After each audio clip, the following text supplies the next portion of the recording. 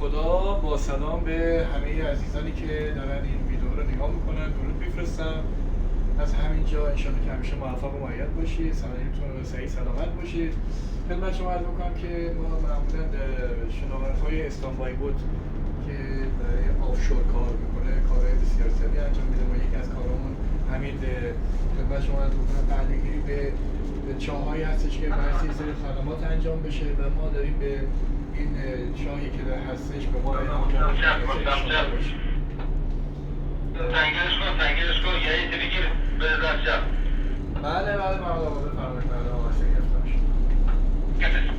بله فقط تنها بنداز رو همین بیته اولی.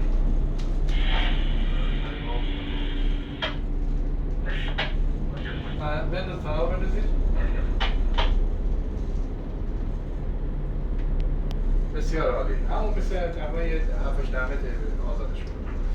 بله خدمت شما عرض می‌کنم اینجا منطقه نفتی سلمانه و ما داریم پرده می‌گیریم. استانبای هستیم برای کارهای دریانوردی خودمون و کارهای کسانی که دوستایی که بخواد علاقه‌مند هستن به کارهای آفشور.